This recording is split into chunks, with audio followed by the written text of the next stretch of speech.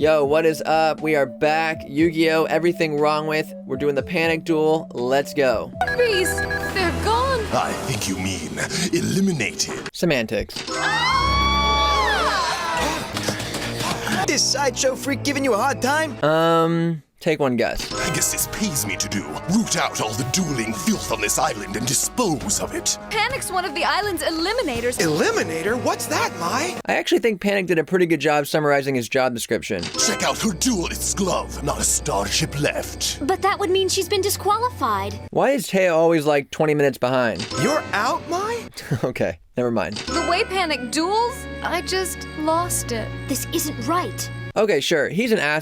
But she did lose, and she did bet all of her star chips on this one duel. I know our heroes are ultimately going to come to her rescue and make things right, you know, the way they see fit. But in all fairness, Panik does beat Mai, and she should technically be eliminated from the tournament. Let's see you try your intimidation tactics against me, Panik. Whoa, hold on. Did Yami read the episode title? Mai only said... The way Panik duels, I just lost it. How does he know Panik used intimidation tactics? Yugi, no problem. Show Panik here how we deal with thugs like him. This is my favorite version of Yami. Steps in, arms crossed, covered in confidence, owns every single move of the duel, truly embodies the king of games. Panik's ruthless, Yugi. He had me totally terrified. Could you be any more vague? Maybe now is a good time to mention the flamethrowers. It will take much more than cheap pyrotechnics to make me lose my cool. Bro, what? Cheap pyrotechnics? Fire is fire, regardless of the quality. Panik used those on me, too. He did? Mai's not a magical Egyptian pharaoh. She should definitely be scorched. Unless the quality does matter? Is there a reason Panik turns these off? If you're gonna use them at all, why not just leave them running? Sure, it'll get expensive pretty quick, but hey, we're on Pegasus's dollar. I do believe you're beginning to panic. Can we just get on with the duel, please? Let's stop trying to figure out clever ways to sneak in his nickname. Seeing how the blaze of my fire didn't faze you, let's turn down the lights. It definitely fazed him. He's only collected now because you turned them off. The blanket of shadows cast over my entire side of the field make it impossible for you to see the creatures I summon. Don't listen, Yugi. This is exactly how he threw me off my game. Wait, this is how he threw you off your game? So it was the darkness and not the flamethrowers? Gotcha. Celtic Guardian, defense mode! Not a very bright idea. I get that this show loves puns, but maybe let's try to use them when it makes more sense. This might not have been the best move, but what's the alternative? Attacking blindly into your pitch black field? That's cheap. How do you defend against what you can't see? Is this really different than what Mako pulled? I mean, you swap the water for the darkness, and it's pretty much the same thing, right? So how's Yugi supposed to take this guy out, Mai? Why are we going to Mai for commentary? She got her ass whooped. If I was able to figure that out, we wouldn't be in this situation. Taya, did you really just hit her with a, huh? What were you expecting, a play-by-play on how to beat Panik? So you saw my creatures, but I doubt it gives you the foresight to see what's coming next. I doubt it'll give you the foresight to see what's coming next. Is it not an attack?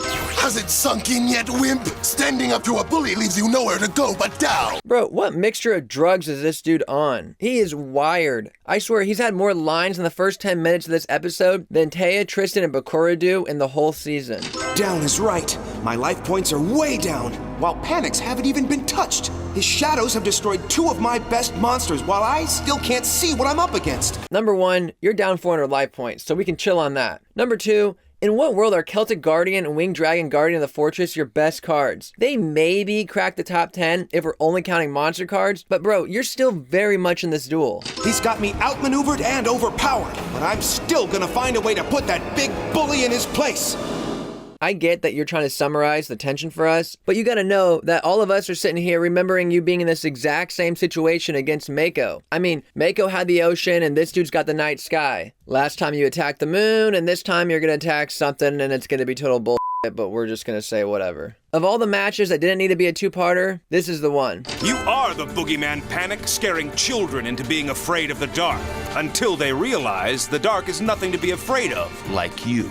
So I get that you're wanting to join in on the insults, but just know that Mai is literally right there. And as you're belittling this dude, through the transitive property of verbal assault, you're trashing her too. Hey Mai, why would Yugi tell Panik his strategy? Taya, why would you go to Mai for any commentary on this duel? It's Panik. Same thing happened to me.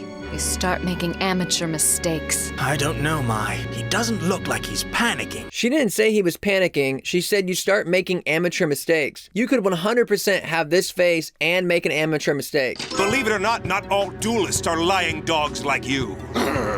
There's more back and forth here than in a Kaiba duel. Can we please just get on with it? I have the card to prove it. What card? A card that'll expose you. It's just a little something that'll teach you a tough lesson in broad daylight. We both know that card's nothing but a big, fat bluff. Why should I show you my card after you've gone to such lengths to keep yours in the dark? Show me. Ready, Panik? Here it is. The Swords of Revealing Light. This was one of the biggest build-ups we've had to a card in the whole show. Until the Egyptian gods, of course. And it's all just for a Swords of Revealing Light. The Swords of Revealing Light! Damn, Yugi, you've been dogging this dude for hiding and being a coward. Then you turn around and hit him with the swords? I don't know, man. It might be unfair for me to say, but this might be a bit hypocritical of you. Curse of Dragon! Defensive mode! And of course, the card that will make you see the light. During this Everything Wrong With series, I've been nitpicking players for either announcing their face-down monsters or bluffs altogether. This is how you do it. This is the best part of the whole duel. Yugi teed up the swords, then was strategically outspoken and cocky about the 5 turns thing, all the while lying about the identity of his face-down card. All 3 of these things were done perfectly. Finally, we put some gas on this duel. Yugi is in control. We've done a 180. Really well done, guys. Still, this should have been a single episode, and I feel like it should have been Joey versus Panik. Hey, Mai, why is Yugi keeping that card out if he's not going to play it yet? Who is this for? Literally, who is this question for? The children watching the show 100% understand that this is a bluff. The only thing I could think is that Taya is actually fully realized, and the actual in-universe Taya is like cognizant and asking real questions. As crazy as that would be, that might be the only logical explanation for this question. Why is Yugi keeping that card out if he's not going to play it yet? Oh, f me. This is even worse. Can Mai please offer one piece of actual helpful commentary? You can't introduce her to us as this top-ranked duelist and then give us moments like this. I was able to keep it together for about this long too, but after a while, Panik has a way of getting to you and making you slip up. You were? You looked terrified when he snuck up and grabbed you from behind. I'm having a hard time believing you held your cool even for a second, especially after the flames turned on. Yes, but he did just leave his best card out fully vulnerable. His best card? Who in this universe is in charge of Yugi's monster tier list? Earlier, Yugi says it's Winged Dragon guarding the fortress and Celtic Guardian, and now Bakura is saying Cursed Dragon is his best card. What about Dark Magician, Magician of Black Chaos, Summoned Skull, Gaia the Dragon Champion? And if we step away from raw strength for a second, let's have Catapult Turtle enter the chat. What's going on? Why is Panik getting a warning alert? I know Yugi is about to activate a trap, but does it shoot out this warning every time a trap is played? Even more, does this machine have intuition? Nothing's happened yet. Yugi hasn't activated anything. One must be wary of the Reaper of the Cards and its ability to send magic cards to the discard pile. But now that he's frozen, I'm free to lay whatever magic cards I want on the field. Are you not afraid of MST or any other spell trap removal? Wow, it must be really nice to only have to worry about one card for back row removal in this era of duel monsters. Well, either really nice or really awful, depending on how you look at it. Face down? Why? Now what's up?